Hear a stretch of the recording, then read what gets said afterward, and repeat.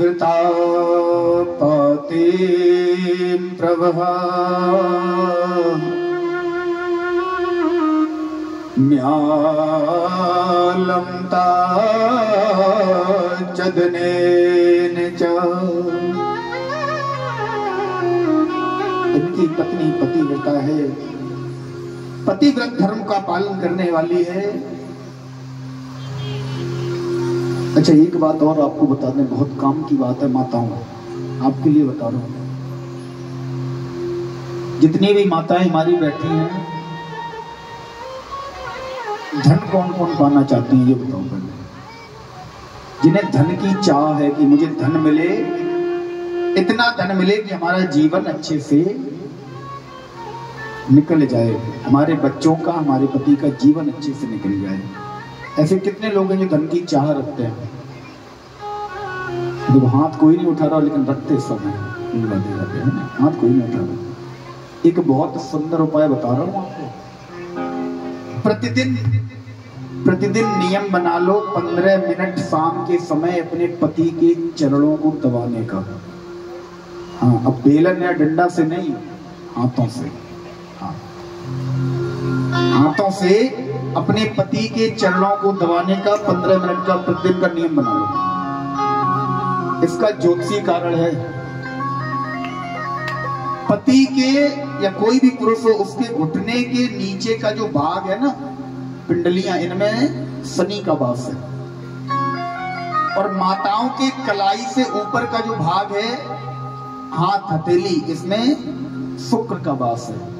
और शनि और शुक्र की जब युति होती है तो लक्ष्मी प्रकट होती है।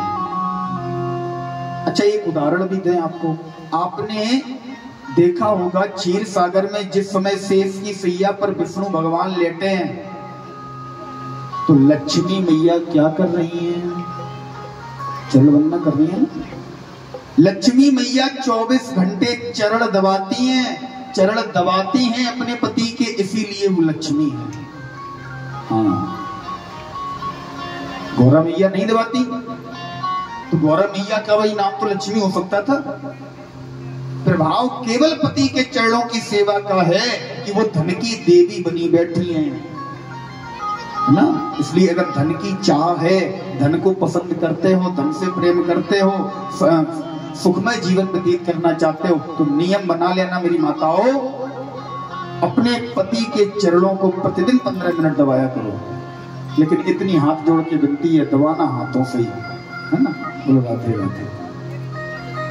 हमें दबाने के और भी तरीके होते हैं, और यहाँ नहीं होंगे, हमारे उत्तर प्रदेश में, वृंदावन में हैं, माताएं बेलन का भी प्रयोग कर देती हैं, बेलन से भी दबाती हैं।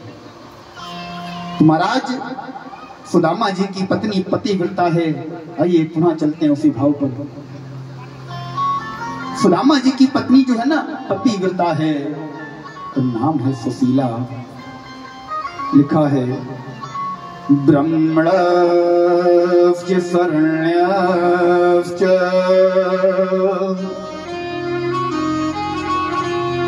पति सेव निवेदिना। उसका केवल एक ही कर्म है, पतिपद पंकज सेवा। केवल एक ही कर्म है, सदैव पति की सेवा करना। 3 बालक हैं सुदामा जी के, छोटे छोटे 3 बालक हैं। महाराज सुदामा जी ब्राह्मण हैं, 5 घरों में भिक्षा मांगने का इनका कर्म है।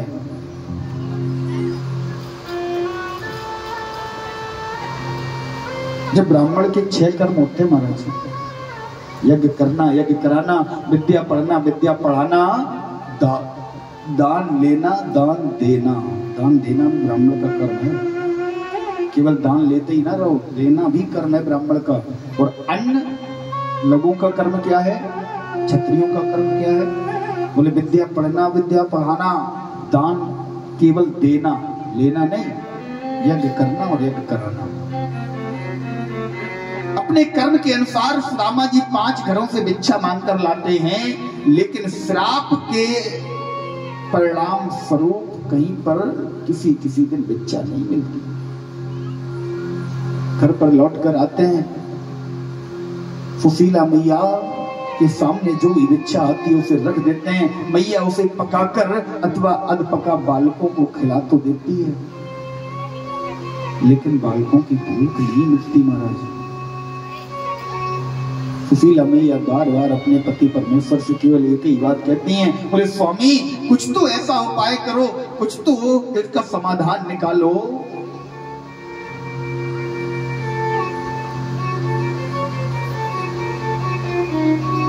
इस प्रकार से हमारे बालक भूखे मर जाएंगे। स्वामी हे मेरे परमेश्वर, घर में एक डिब्बे में, छोटे से डिब्बे में थोड़े से चावल पड़े थे। हे स्वामी, आपको पता है जब अपना छोटा वाला बालक दूध मांगता है ना, तो मेरे घर में दूध नहीं है। मैं चावल को पीसती हूँ, पानी में घोलकर उस बालक को पिला देती हूँ, लेकिन महाराज पानी से भूख कब तक शांत करेगा। बड़ा वाला बालक जो है ना, वो तो समझ जाता है, उसके तो पेट पर कपड़ा बांधकर उसे थोड़ी देर सांत्वना दे देती हूँ, बार बार पानी पिला देती हूँ। स्वामी मैं अपने लिए नहीं कह रही, आप खुद सोचो, एक मैया के सामने उसके बालक प्राण त्यागेंगे, वो भी भूख के कारण। हे परमात्मा, हे विधाता, इतनी गरीबी, इतनी निरंता तूने मेरे किस्मत में, मेरे भाग्य में लिखकर मुझे भेजा। ऐसा कौन सा कष्ट, ऐसा कौन सा पाप मुझसे हो गया था? मन में सोच रही है। देने वाले किसी को गरीबी न दे,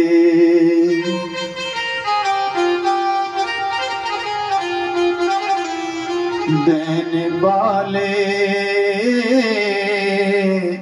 ओ देने वाले,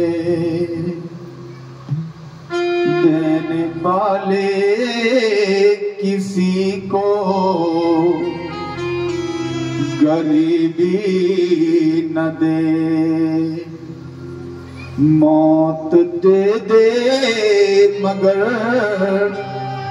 बदनसीब न दे।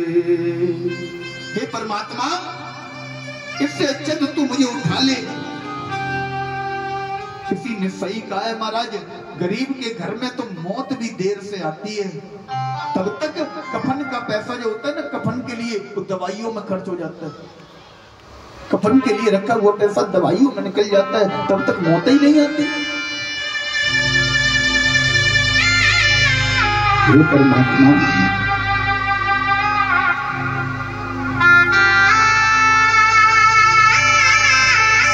कुछ तो ऐसा उपाय, कुछ तो ऐसा रास्ता निकालो। एक सुदामा जी का मित्र है, वो सुदामा जी से आकर कहता है, अगर तू राजा के यहाँ नौकरी करेगा ना, राजा की गुणगान गाएगा, तो तुझे अच्छा खासा धन मिलेगा। सुदामा जी हाथ जोड़ के कहते हैं, भैया मैं अपने कन्हैया के अलावा किसी के गुणगान नहीं गा सकता। मुझे धन मिले, मुझे अन्न मिले, मैं मरूं मर जाऊं, मेरी पत्नी ये जीवन त्यागती हो त्याग दे, मेरे बालक मरे मर जाएं, लेकिन मैं कन्हैया के अलावा किसी के गुणगान नहीं गाऊंगा। सुशीला कहती है, तो एक काम करो, आप कन्हैया के दरवाजे पर चले जाओ। सुदामा भैया कहते, सुशीला आज ये बात कही, आज के बाद मत कहना। बोले क्यों स्वामी? सुदामा भैया कहते हैं, सुशीला मैं इतना खुदगर्ज नहीं हूं, क्योंकि मुझे डर है। मैं कन्हैया के दरवाजे पे जाने को चला जाऊं कोई बात नहीं, लेकिन कहीं कन्हैया मेरा ये ना सोचे कि बचपन में इसने मुझे इस श्राप से बचाया था, मुझे बचाने के चक्कर में ये निर्धन हो गया। इसलिए उसी एहसान का बदला लेने आया है। मुझे निर्धन होने से बचाने के लिए सुदामा निर्धन हो गया, इसलिए मेरे पास अपनी निर्धनता का कलंक दूर करवाने आया है। इसलिए सुशीला, मैं कहीं भी जा सकता हूं, लेकिन कन्हैया के दरवाजे पे बिल्कुल नहीं जाऊंगा। अरे क्या उसे नहीं पता, क्या उसे नहीं याद कि मेरा सुदामा, मेरा भैया, मेरा भक्त, मेरा सखा इतने कष्ट में है? क्या उसे याद नहीं है? लेकिन महाराज, यही तो हमारे माधव की लीला है। हमारा माधव कहता है तुझे कष्ट है तो एक कदम मेरी तरफ बढ़ा, सारी दुनिया को छोड़, एक कदम, एक बार मेरे लिए बढ़ाकर तो देख। मैं खुद दौड़ कर आऊंगा और रास्ते से तुझे उठाकर अपने हृदय से लगा लूंगा। महाराज, सुदामा भैया का जो बड़ा वाला पुत्र है ना, एक गुरुकुल में पढ़ने जाता है। उस गुरुकुल में एक दिन आयोजन रखा गया। सारे बालकों से गुरुदेव ने कहा, देखो सभी लोग अपने घर से कुछ ना कुछ लेकर आएंगे। सुदामा भैया का बालक जानता है मैं अपने घर से कुछ ला नहीं सकता, क्योंकि मेरे घर में तो मेरे छोटे भाई को पिलाने के लिए एक चम्मच दूध नहीं है। मैं क्या लेकर आऊंगा? लेकिन चढ़ाने के लिए साथ की सखा कहते, क्यों भाई, तू कुछ लेकर नहीं आएगा? क्या लाएगा तू? क्या लाएगा? इसे लज्जा आई। महाराज गुरुजी के पास गया, गुरुजी से पूछा, गुरुजी कल उत्सव में मैं क्या लाऊं? गुरुजी ने कहा, तू ला भी क्या सकता है? नहीं गुरुजी, आप बताओ मुझे क्या लाना है। गुरुजी ने भी कह दिया, अच्छा तू थोड़ा सा दूध लेकर आना। इसने मन में विचार किया, दूध कहां से लाऊंगा? चावल पीस कर तो मेरी मैया पिलाती रही मेरे भाई को, मैं कहां से दूध लेकर आऊंगा? घर पर आया, गुमसुम सा बैठा है। सुदामा जी भिक्षाटन के लिए गए हैं, सुशीला मैया घर पर है, शांत बैठा है, एक कोने में बैठा है बेचारा, आंसू बहा रहा है। सुशीला मैया की नजर पड़ी, कोई लाल तू इस कोने में आंसू बहा रहा है, रो रहा है, क्या हुआ? इसने कहा, मैया एक बात बता, हमने किसी का क्या बिगाड़ा? हमने उस परमात्मा का क्या बिगाड़ा कि उस परमात्मा ने मुझे इतना दुख दे दिया? मैया मुझे लगता है इस हालत में हम एक पक्ष भी जीवित नहीं रह पाएंगे। इस हालत में बहुत जल्दी वो समय आएगा जब मेरे प्राण निकल जाएंगे। भैया ने कहा, लाला वो सब बात ठीक है, तू ये बता हुआ क्या है? मैया कल मेरे विद्यालय में एक उत्सव है, सारे बालक, सारे सखा कुछ न कुछ लेकर जा रहे हैं, लेकिन मेरे पास मैं क्या लेकर जाऊंगा? भैया एक बात पूछू तुझसे। भैया ने कहा, पूछ मेरे लाल, ये बता कि हमारा कोई रिश्तेदार, क्या हमारा कोई संबंधी नहीं है? लाला ने पूछा। मैया को भी ध्यान आ गया। मैया ने कहा, हाँ लाला, तेरा एक अपना एक संबंधी है। ये कौन है? लाला तेरा एक चाचा है। कहाँ रहता है मैया? रहता तो बहुत दूर है, लेकिन तू घर से निकल कर ना बाहर जंगल में जाकर उसे बुलाएगा तो निश्चित वो आ जाएगा। बस तू एक बार तेज स्वर में आवाज लगा देना, निश्चित तेरा चाचा तेरे पास आएगा।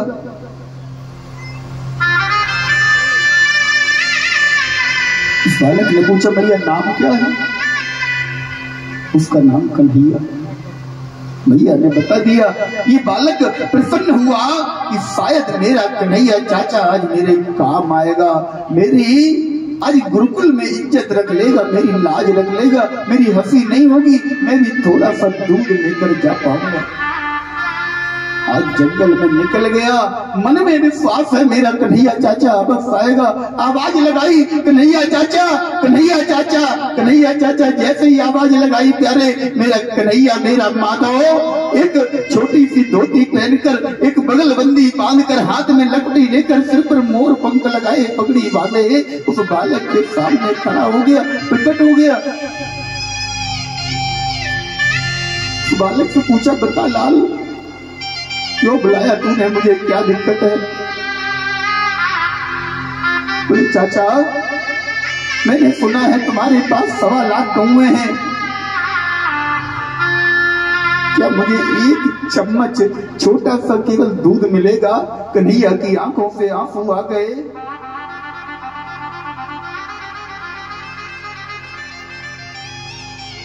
हाँ लाल तू एक चम्मच दूध की बात कर रहा है, जा मैं तुझे एक पात्र देता हूं। आज कन्हैया ने अच्छे पात्र उठाया और उस बालक के हाथ में थमा दिया, जा ले जा, इस पात्र से तू जब तक दूध डालता रहेगा तब तक दूध निकलेगा। आज वो बालक उस पात्र को लेकर जैसे ही महाराज गुरुकुल में आया, गुरुजी से पूछा, गुरुजी मैं भी दूध ले आया। गुरुजी ने कहा डाल दे। बोल तो ऐसे रहा है जैसे पता नहीं कितना लेके आया हो, कहीं चावल पीस कर तो नहीं लाया? नहीं गुरुजी दूध लाया हूं। वही एक बर्तन रखा था, गुरुजी ने कहा इसमें डाल दे। महाराज उस बालक ने जैसे ही दूध को उस बर्तन में गिराना प्रारंभ किया, एक बर्तन भर गया, 2 बर्तन, 3 बर्तन, जितने बर्तन उस गुरुकुल में थे सारे भर गए, लेकिन पात्र से दूध गिरना, दूध निकलना बंद नहीं हुआ। गुरुजी ने बाहर जाकर देखा पूरे गुरुकुल में दूध बह रहा है। दौड़ कर आए, बोले इतना सारा दूध कौन लाया? किसी बालक ने कहा ये सुदामा भैया का पुत्र लेकर आया।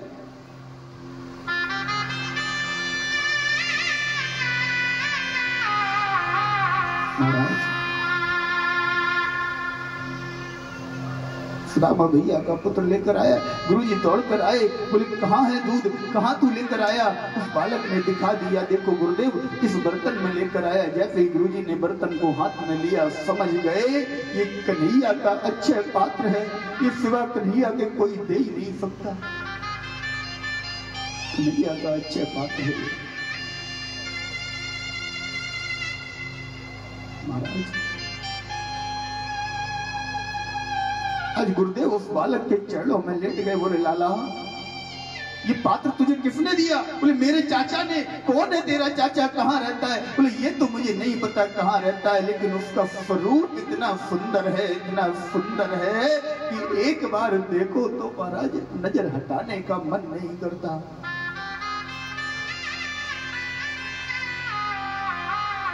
आज लाला के मुंह से, उस छोटे से बालक के मुंह से इतनी मधुर वाणी सुनकर गुरुदेव धन्य हो गए। बोले लाला तेरा चाचा है ना, तो सारे संसार का रखवाला है, सारे संसार की बिगड़ी बनाने वाला है। एक भक्त ने बड़ा सुंदर भाव लिखा भी है,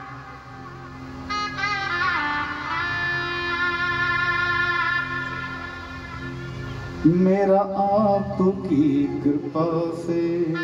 आइए सुनेंगे भैया के द्वारा।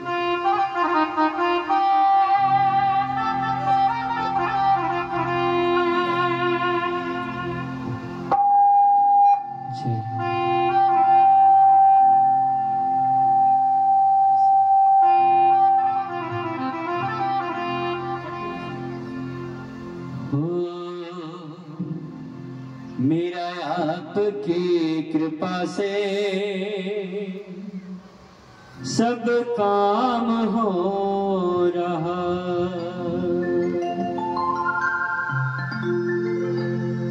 करते हो तुम कन्हैया, मेरा नाम हो रहा है।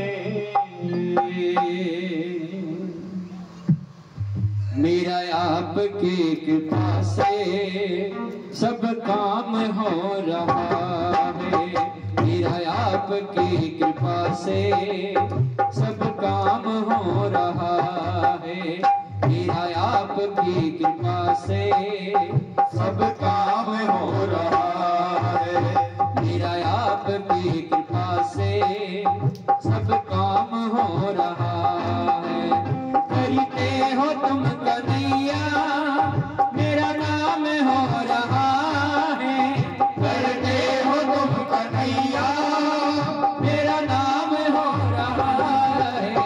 मेरा आपकी कृपा से सब काम हो रहा है।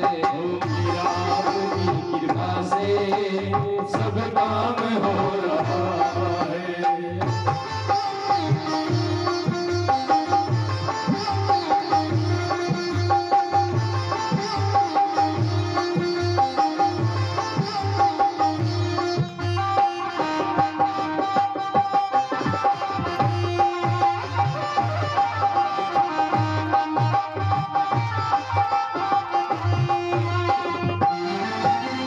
पतवार के बिना ही मेरी नाव चल रही है।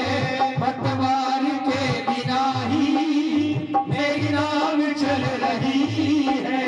हैरान है जमाना मंजिल भी मिल रही है। हैरान है जमाना मंजिल भी मिल रही है। करता नहीं मैं कुछ भी, करता नहीं मैं कुछ भी, सब काम हो रहा है। मेरा आपकी कृपा से सब काम हो रहा है। करते हो तुम कन्हैया मेरा नाम हो रहा है।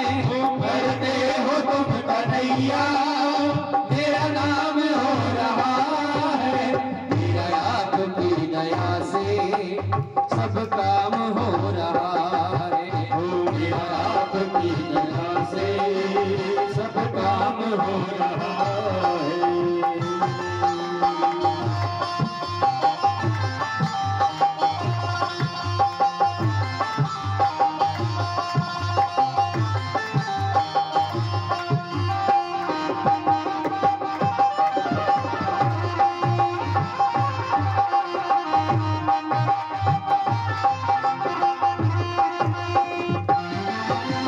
तुम साथी हो जो मेरे किस चीज की कमी है।